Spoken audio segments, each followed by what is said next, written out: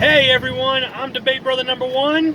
I'm Debate Brother number 2. And our cousins are here in the back. Say hi, guys. Hello. We have just come from Godzilla versus King Kong. Not the one from 1962, but the one from 2021. This is a great movie. But here we're going to tell you this. There will be spoilers in this video, so if you don't want to get spoiled, just don't watch us, okay? Alright. Cousin with the hat, what is your rating on this film? 7 out of 10 overall. It's not the best movie. It's not the best movie I've seen, but it was a great movie to watch. 8 out of 10. It was really good, and the human story was actually a little bit better than the other human stories in the monster movies. Number 2, I give it a 6 out of 10. Meaning, well, for one, the story is enjoyable, and but the ending is a little off to me in one sense. me, I give it a 7 out of 10 also. So above all, it's above average. Now, story plot, group called, what was it called again, bro? Apex. Apex. A company called Apex Tech is tired of living, behind the Titans. So what do? They decide to make their own Titan by using King Ghidorah's skull as a power source and more of like a kind of a supercomputer style. So they get a guy named Sarazah, the son of Sarazah, who died in the second film, which was, I'm gonna say, kind of a letdown because the story was kind of hard to follow, like who were the good guys and who were the bad guys in a way.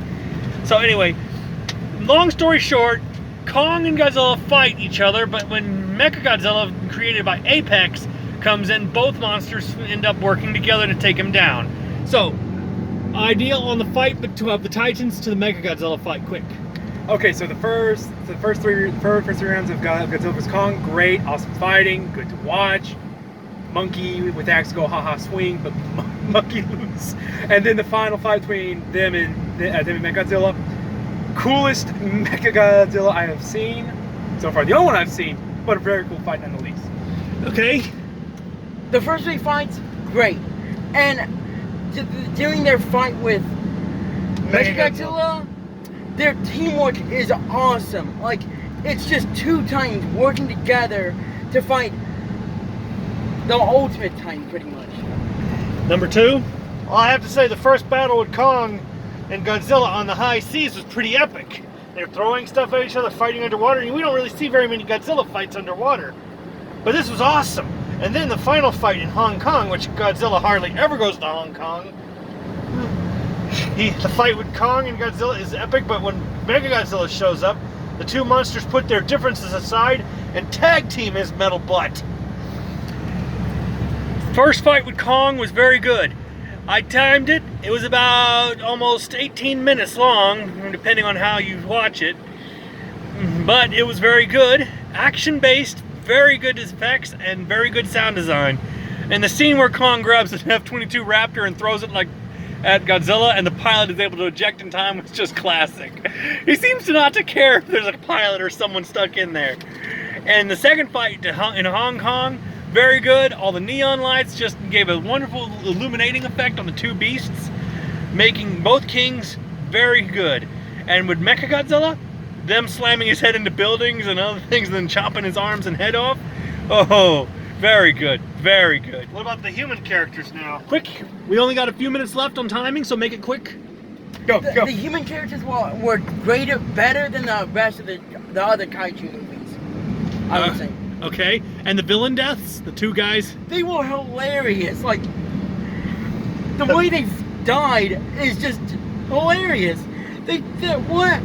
Don't go to them, just the villain's daughter dead.